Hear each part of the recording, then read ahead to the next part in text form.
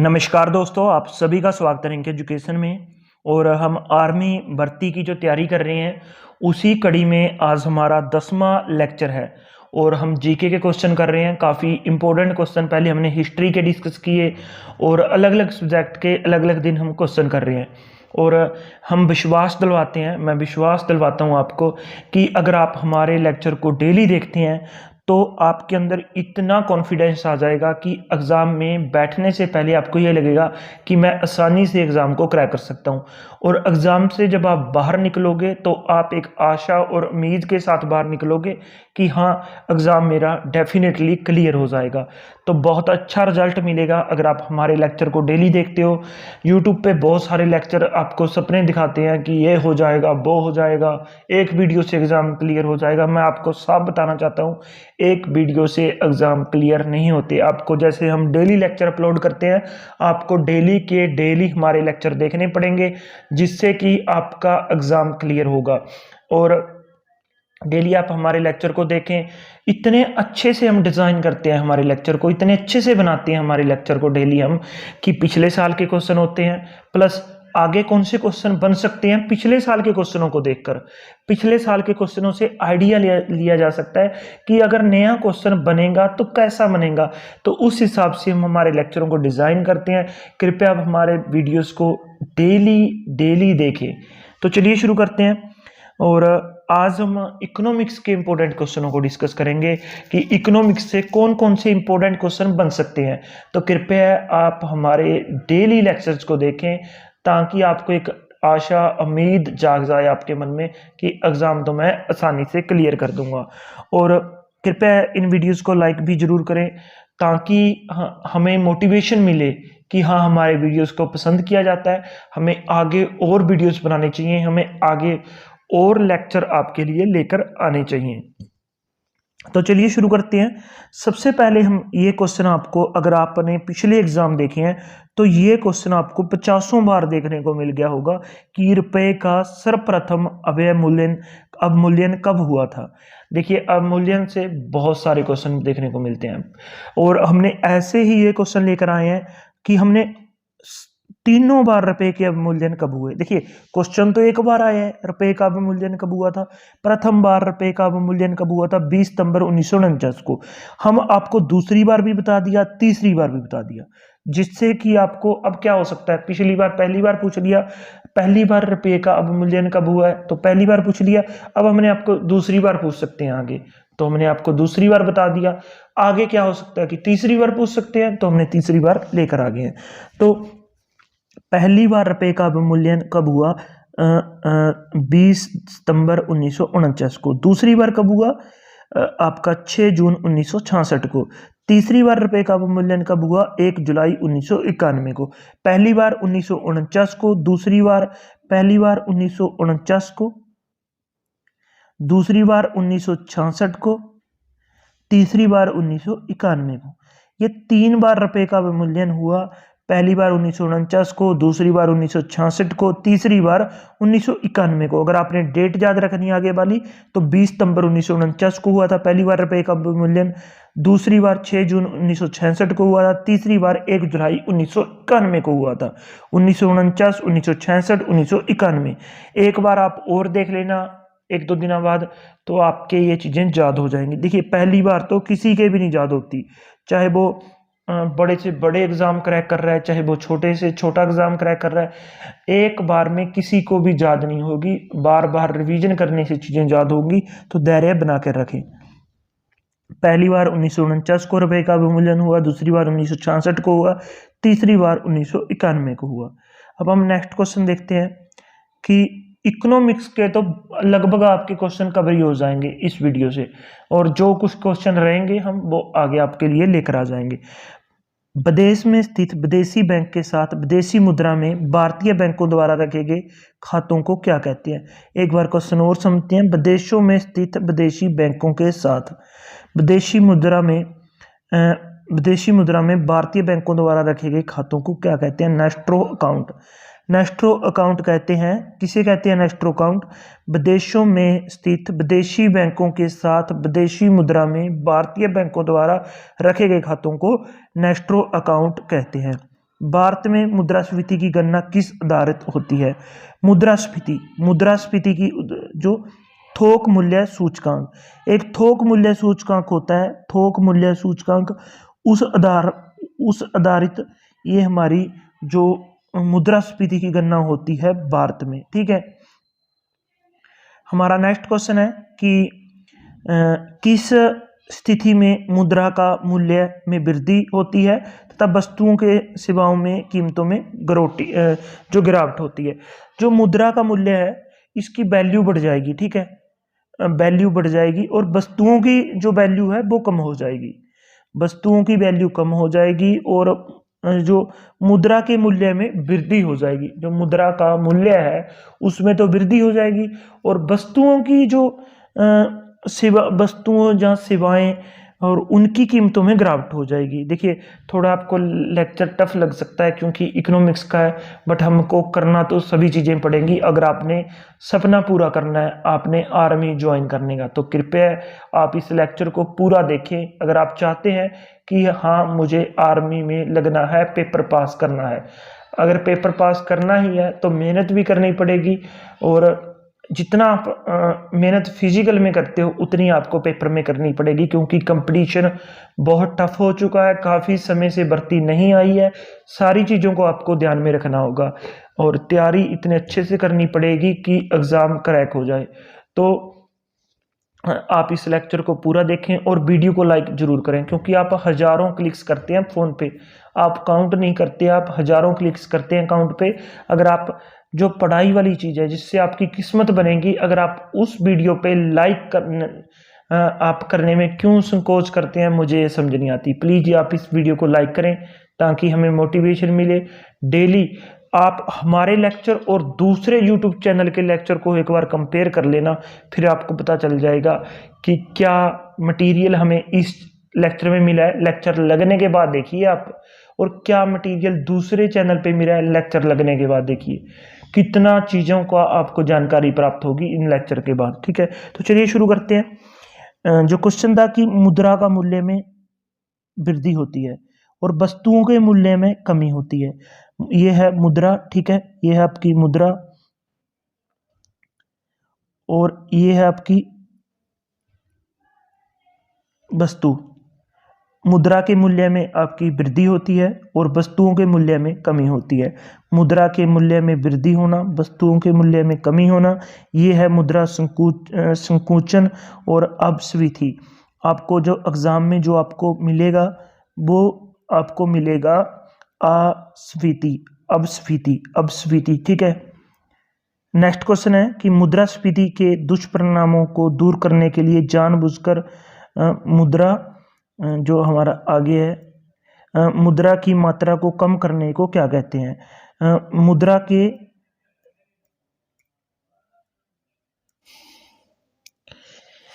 मुद्रास्फीति के दुष्परिणामों को दूर करने के लिए जानबूझकर मुद्रा की मात्रा कम करने को क्या कहते हैं? तो मुद्रास्फीति कहते हैं। ठीक है, मुद्रास्फीति। नेक्स्ट क्वेश्चन है सकल घरेलू में कृषि एवं संबद्ध क्षेत्र का हिस्सा कितना है? देखिए जीडीपी होती है जिसे सकल घरेलू उत्पाद बोलते हैं और जीडीपी 100% में से जो कृषि का हिस्सा है वो लगभग 14% है। देखिए ये हर साल अलग अलग वर्ष का अलग अलग होता है। ठीक है, हर साल, इससे थोड़ा आपको अपडेट रहना पड़ेगा। आप हमारे चैनल पर डेली विजिट करते रहे, आपको कम्युनिटी पोस्ट मिलती रहेगी इससे संबंधित और काफ़ी सारी चीज़ें हैं जो आपको अपडेट रखेंगी, जो भी इकोनॉमिक्स के इश्यूज होते हैं, जो करंट इश्यूज होते हैं उनसे। ठीक है, तो लगभग मान के चलिए 14 से आपका 13 से 17% के बीच में होता है। ठीक है, अगर आपको ऑप्शन मिले 30%, जहाँ ऑप्शन मिले 2%, ऐसे ऑप्शन मिलेंगे तो उनमें से ये नहीं होगा। ठीक है, तो लगभग 14% के आसपास ये रहता है, 14, 15, 16, 17 के आसपास। 1950 में भारत के सकल घरेलू उत्पाद में कृषि का कितना प्रतिशत था? देखिए अब लगभग 14% के आसपास है, उस टाइम 53% के आसपास था। तो जो कृषि से हमारी जो एक कृषि से जो कृषि का जो घरेलू सकल उत्पाद था वो घटकर 14 रह गया 53 से। ठीक है। अब अगर अब हम बात करें कि अब सबसे किसका है, वो सर्विस सेक्टर का है। ठीक है, एक सर्विस सेक्टर होता है उसका जो अब सबसे ज़्यादा है। ठीक है। और नेक्स्ट क्वेश्चन है हमारा, रबी की फसलों की बुवाई कब की जाती है। देखिए, रबी और खरीफ इन दोनों फसलों से बहुत ज़्यादा क्वेश्चन आते हैं, तो आपको थोड़ा ध्यान रखना पड़ेगा। इन दोनों चीज़ों से बहुत ज़्यादा क्वेश्चन आते हैं। मीन्स कि एग्रीकल्चर से आपको जीडी के एग्जाम में बहुत सारे क्वेश्चन देखने को मिल जाएंगे एग्रीकल्चर क्षेत्र से। ठीक है। और जो रबी का फसलों की बुवाई है वो अक्टूबर नवंबर दिसंबर में की जाती है। रबी की फसलों की जो बुवाई है वो अक्टूबर नवंबर दिसंबर में की जाती है। रबी की फसलों में कौन सी फसलें आती हैं जो जिनकी बुवाई अक्टूबर नवंबर दिसंबर में की जाती है। जो उनमें फसलें आती हैं वो गेहूँ, जौ, चना, चना मटर और आपकी सरसों, आलू आदि। ठीक है, ये सारी रबी की फसलें हैं। इनमें से प्रमुख आपको याद रखना है आलू, सरसों आप पता ही है गेहूं के साथ बीजते हैं हम, बोते हैं हम, चना मटर। ठीक है, ये आपको याद रखनी है। उसके बाद जो हमारा नेक्स्ट क्वेश्चन है कि खरीफ की फसलों की बुवाई कब होती है। जून और जुलाई में। जून और जुलाई में खरीफ की फसलों की बुवाई होती है। खरीफ की फसलों में कौन सी फसलें आती हैं, ज्वार, बाजरा, मक्की, तिल, मूंगफली, अरहर। ठीक है, ये सारी खरीफ की फसलें आती हैं। खरीफ की फसलों में कौन सी फसलें आती हैं, तो ये फसलें आती हैं। और इनकी जो बिजाई है ये आपकी इनकी बिजाई जो होती है वो जून जुलाई में होती है। और अब हम बात करते हैं, नेक्स्ट हमारा क्वेश्चन है कि जायद की फसलों की कब पैदा किया जाता है, तो मार्च और जुलाई के मध्य में। जायद की फसलों में कौन सी फसलें आती हैं, तरबूज, खरबूज, ककड़ी, पशु चारा। ठीक है। और व्यापारिक या नकदी फसलें कौन सी होती हैं, कपास, गन्ना, तिलहन, चाय, जूट और तंबाकू। कपास, गन्ना, तिलहन, चाय, जूट या तंबाकू, ये सारी व्यापारिक फसलें हैं। सबसे इंपॉर्टेंट क्वेश्चन यही है कि कपास, गन्ना, तिलहन, चाय, जूट, तंबाकू, इनमें से आपको एक दे देगा और बोलेगा ये फसल कौन सी है, तो ये नकदी फसलें जहाँ व्यापारिक फसलें हैं। नेक्स्ट क्वेश्चन है, भारत में सर्वाधिक मात्रा में खाद्यान्न का उत्पादन होता है। जो सर्वाधिक मात्रा में जो खाद्यान्न का उत्पादन होता है वो चावल है। बेसिकली चावल सबसे ज़्यादा होता है, जो कंट्री वाइज हम देखें तो चाइना में। और तो अगर हम भारत की अंदर जो भारत की सीमा के भीतर में देखेंगे कि सबसे ज़्यादा किस खाद्यान्न का उत्पादन होता है, तो वो चावल होता है। आप मेरे हिसाब से समझ होंगे। देश में कृषि के अंतर्गत किस तरह के उर्वरकों का सर्वाधिक उपयोग होता है, तो नाइट्रोजन है। नाइट्रोजन का सर्वाधिक उपयोग होता है। जो जूरिया हम कहकर लेते हैं उसमें नाइट्रोजन होता है 46.6 के आसपास। ठीक है, तो उसमें ये उसकी मात्रा रहती है यूरिया की, तो वही नाइट्रोजन है सबसे ज़्यादा। हमारी जो उत्तर भारत की मिट्टियाँ हैं, जो जहाँ पे उपजाऊ मिट्टी हैं, जहाँ पे फसलों का उत्पादन किया जाता है, तो वहाँ पे नाइट्रोजन की बहुत ज़्यादा कमी पाई जाती है। ठीक है, और नाइट्रोजन की कमी को ही पूरा करने के लिए हम यूरिया लेते हैं जिसमें 46% के आसपास नाइट्रोजन होती है। तो उसी कमी को पूरा करने के लिए हम इस उर्वरक का यूज़ करते हैं। क्योंकि कमी है मिट्टी में, तो उस कमी को पूरा करने के लिए, ताकि फसल का उत्पादन पूरा मिल सके, उसी के कारण हम उसमें यूरिया डालते हैं। विश्व में मसालों का सबसे बड़ा उत्पादक, उपभोक्ता, निर्यातक होने का गौरव किस देश को प्राप्त है। देखिए, गेहूं में चाइना सबसे आगे है, चावल में चाइना सबसे आगे है, सब्जियों में चाइना सबसे आगे है। अगर भारत आगे है तो वो है मसालों में सबसे बड़ा उत्पादक या उपभोक्ता या निर्यातक है। उपभोग भी सबसे ज़्यादा करता है, उत्पादन भी सबसे ज़्यादा करता है, निर्यात भी सबसे ज़्यादा करता है। उत्पादक क्या होता है, किसी चीज़ को उगाना। उपभोग क्या होता है, किसी चीज़ की खपत। ठीक है, निर्यात क्या होता है, किसी चीज़ को अपने देश से दूसरे देश के लिए भेजना, तो निर्यात होता है वो। ठीक है, तो उन तीनों चीज़ों में भारत सबसे आगे है। हम नेक्स्ट क्वेश्चन देखते हैं नेक्स्ट स्लाइड पर। रबड़ के उत्पादन में भारत का विश्व में कौन सा स्थान है, तो चौथा स्थान है रबड़ के उत्पादन में। अगर हम प्रति हेक्टेयर उत्पादन में भारत का विश्व में स्थान देखें तो वो पहला है। अगर नेक्स्ट क्वेश्चन देखें कि हरित क्रांति में किस फसल की सबसे अधिक वृद्धि हुई थी, तो गेहूं। अगर पूछ ले तो दूसरी सबसे बड़ी जिसमें वृद्धि हुई थी तो वो था चावल, ठीक है, वो था चावल। राइस की फसल में सबसे ज्यादा दूसरी वृद्धि हुई थी। अंगूर प्रति हेक्टेयर उपज में भारत का कौन सा स्थान है, तो पहला स्थान है। प्रति हेक्टेयर अंगूर उगाने में भारत का पहला स्थान है। देखिए मैं आपको फिर बता रहा हूं कि ये आंकड़े हैं और आंकड़े हर साल चेंज होते हैं, ठीक है। फिर भी मैं आपको बता रहा हूं कि इनसे तो कम से कम ये अपनी नोटबुक पे आप नोट कर लीजिए, ठीक है। एक साइड में फसलें आंकड़े और एक साइड में उनका ईयर जो अपडेट होते रहते हैं। मोटे अनाज के अंतर्गत कौन सी फसलें आती हैं, तो मोटे अनाज के अंतर्गत आती है बाजरा, ज्वार, रागी, जौ। ये सारी मोटे अनाज के अंतर्गत आती हैं। बाजरा, ज्वार, रागी, मक्का और जौ ये मोटे अनाज के अंतर्गत आती हैं। कृषि के अंतर्गत ट्रैक्टर का उपयोग की दृष्टि से भारत का विश्व में कौन सा स्थान है, जो चौथा स्थान है। मीन्स की सबसे ज्यादा ट्रैक्टरों में सबसे ज्यादा उपभोग करने वाले देशों में भारत चौथे स्थान पे है। 3 ऐसे देश है जो भारत से ज्यादा ट्रैक्टरों का यूज करते हैं, ठीक है। नेक्स्ट क्वेश्चन है हमारा, काली चाय का विश्व में सबसे बड़ा उत्पादक उपभोक्ता देश कौन सा है। तो यहाँ पे काली चाय की बात हो रही है, ना कि चाय की, ठीक है। काली चाय की बात हो रही है, काली चाय। फिर मैं आपको एक बार डिस्क्लेमर दे दूं इसका कि ये आंकड़े चेंज होते रहते हैं, ये कोई भी चीज़ फिक्स नहीं है, क्योंकि ये हर साल के आंकड़े हैं जी। कभी किसी देश में होंगे, कभी किसी देश में होंगे। तो काली चाय में भारत है। अगर चाय पूछ ले तो चाय में सबसे बड़ा उत्पादक राज्य है, उत्पादक देश है, वो चाइना है। चाइना है चाय में सबसे बड़ा उत्पादक देश। पर काली चाय पूछ ले तब आपको भारत करना होगा। कुल पशुओं की संख्या की दृष्टि से विश्व में भारत का स्थान कौन सा है, तो दूसरा स्थान है भारत का कुल पशुओं की दृष्टि से। कुल पशुओं की संख्या की दृष्टि से पहला स्थान किसका है, तो वो ब्राजील का है। ब्राजील का पहला स्थान है और भारत का दूसरा स्थान है। अंडों के उत्पादन की दृष्टि से विश्व में भारत का कौन सा स्थान है, तीसरा स्थान है। विश्व में सबसे बड़ा चमड़ा उत्पादक देश कौन सा है, वो है भारत। मैं फिर बता दूं कि ये आंकड़े हैं, ये चेंज होते रहते हैं। आपको डेली की डेली आपको नए नए आंकड़े देखने पड़ेंगे, क्योंकि ये हर साल चेंज होते हैं। ऑपरेशन फ्लड कार्यक्रम कब शुरू किया गया। देखिए ये स्टैटिक जीके का क्वेश्चन है और ये चेंज नहीं होगा। तो ऑपरेशन फ्लड 1970 में शुरू किया गया। ऑपरेशन फ्लड कार्यक्रम 1970 में शुरू किया गया।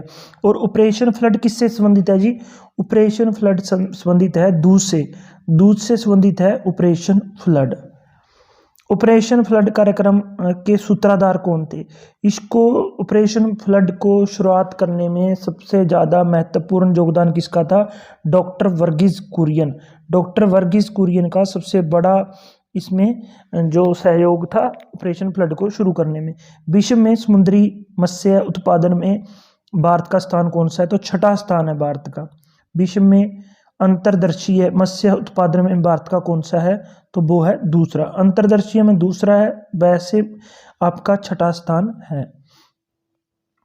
मोती देने वाली मछलियां कहाँ पकड़ी जाती हैं। मोती देने वाली मछलियां पूछा है कि कहाँ पकड़ी जाती हैं, वो मन्नार की खाड़ी में पकड़ी जाती हैं मोती देने वाली मछलियां। नेक्स्ट है, सर्वाधिक समुद्री मछलियां किस राज्य में पकड़ी जाती हैं, गुजरात में। गुजरात की सीमा सबसे ज़्यादा लगती है समुद्र के साथ, तो यहाँ से कनेक्ट कर लीजिए आप कि सबसे ज़्यादा समुद्र की सीमा गुजरात की लगती है, तो गुजरात में मछलियाँ ज़्यादा पकड़ी जाएंगी। तो ऐसे आप एक दूसरे को चीज़ों को कनेक्ट करके आप ज़्यादा जल्दी रख सकते हैं। नेक्स्ट क्वेश्चन है, ताजे पानी में सर्वाधिक मछलियाँ किस राज्य में पकड़ी जाती हैं, तो पश्चिम बंगाल में। ताजे पानी की सर्वाधिक मछलियाँ किस राज्य में पकड़ी जाती हैं, पश्चिम बंगाल में। अब इसको भी रिलेट करके याद कर लीजिए कि गुजरात में ताजे पानी का कोई सोर्स नहीं है इतना, तो और पश्चिम बंगाल में ताजे पानी के बहुत सारे सोर्स हैं, जैसे गंगा नदी हुई, ब्रह्मपुत्र नदी हुई, ठीक है।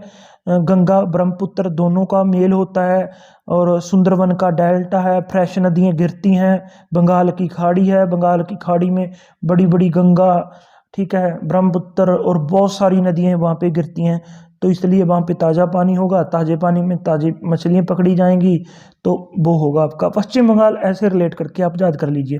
कुल मछली उत्पादन में कौन सा राज्य पहले स्थान पे है, तो पश्चिम बंगाल है, ठीक है। इससे आगे जो हमारा क्वेश्चन है, देखिए ये क्वेश्चन आपको अपडेट इनसे रहना होगा। श्वेत क्रांति किससे संबंधित है? दूध उत्पादन से। अब ये क्वेश्चन चेंज थोड़ी होगा कि श्वेत क्रांति किससे संबंधित है, वो दूध उत्पादन से है। पीली क्रांति किससे संबंधित है? क्रांति का मतलब ये होता है कि ऐसी क्रांति आई थी कि जिससे इनके उत्पादन में बहुत ज़्यादा बढ़ोतरी हुई। तो बहुत ज़्यादा बढ़ोतरी हुई तो ऐसी क्रांतियाँ आई हैं, जैसे हरित क्रांति में, हरित क्रांति आने के बाद गेहूं और चावल के उत्पादन में प्रति हेक्टेयर या प्रति एकड़ बहुत ज़्यादा वृद्धि हुई है। तो ऐसे पीली क्रांति आने से तिलहन के उत्पादन में बहुत ज़्यादा वृद्धि हुई है। श्वेत क्रांति आने से दूध के उत्पादन में ज़्यादा वृद्धि हुई है। भारत में सबसे पहले किस बैंक की स्थापना हुई थी? तो बैंक ऑफ हिंदुस्तान की स्थापना हुई थी। कब हुई थी? 1770 में। 1770 में स्थापना हुई थी बैंक ऑफ हिंदुस्तान की। ठीक है। बैंक ऑफ बंगाल की स्थापना कब हुई? बैंक ऑफ बंगाल की स्थापना कब हुई थी? सबसे पहले हुई बैंक ऑफ हिंदुस्तान की, फिर हुई बैंक ऑफ बंगाल की 1806 में। बैंक ऑफ बम्बे की स्थापना कब हुई थी? 1840 में। बैंक ऑफ बंगाल की स्थापना कब हुई? ठीक है, वो कब हुई थी आपकी? 1806 में। और बम्बे की कब स्थापना हुई? बैंक ऑफ बम्बे की, ठीक है, वो हुई थी 1840 में। मद्रास की कब हुई? वो हुई थी 43 में। ठीक है, 1843 में। तो ऐसे है बैंक ऑफ बंगाल की 6 में, बैंक ऑफ आपकी बम्बे की 40 में, बैंक ऑफ मद्रास की 43 में। अब ये तीनों बैंक एक साथ मिलेंगे, bank of Madras, bank of Bombay, bank of Bengal. ठीक है, बम्बे की कब हुई थी? 40 में, 1806 में, 1843 में। तो ऐसे आपको यहाँ पे याद रखने होंगे। और ये तीनों मिलकर एक बैंक बन गया था, इंपीरियल बैंक। अब बात करें इन तीनों को मिलाकर जो इंपीरियल बैंक बना था, उसकी स्थापना कब हुई थी? 1921 में। ठीक है, 1921 में ये तीनों बैंक मिल गए थे। अब इंपीरियल बैंक का राष्ट्रीयकरण कब हुआ? 1955 में। तो ये सारी imperial bank, bank of India का नाम दिया गया। जो इंपीरियल बैंक ऑफ इंडिया को नया नाम दिया गया वो भारतीय स्टेट बैंक, जिसे एसबीआई बोलते हैं। ठीक है, एसबीआई बोलते हैं, स्टेट बैंक ऑफ इंडिया, भारतीय स्टेट बैंक का नाम दिया गया, मीन्स की 1955 में। ठीक है, हमारा जो नेक्स्ट स्लाइड पे हम देखते हैं, इलाहाबाद बैंक की स्थापना कब हुई? 1865 में। भारतीयों द्वारा संचालित पहला बैंक कौन सा था? अवध कमर्शियल बैंक था भारतीयों द्वारा संचालित पहला। अवध कमर्शियल बैंक की स्थापना कब हुई? 1881 में। एक बार फिर से देख लेते हैं, इलाहाबाद बैंक की 1865 में। भारतीयों द्वारा संचालित पहला बैंक कौन सा था? Awadh commercial bank. Awadh commercial bank की स्थापना कब हुई? 1881 में। पूर्ण रूप से भारतीयों का पहला बैंक कौन सा था? पूर्ण रूप से भारतीयों का पहला बैंक था पंजाब नेशनल बैंक। भारतीय रिजर्व बैंक ने कब कार्य करना शुरू किया? 1 अप्रैल 1935 को। भारतीय बैंकिंग अधिनियम कब पारित हुआ? भारतीय बैंकिंग अधिनियम पारित हुआ 1949 को, 1949 को। 6 बड़े व्यावसायिक बैंकों का राष्ट्रीयकरण कब हुआ? 1980 में व्यावसायिक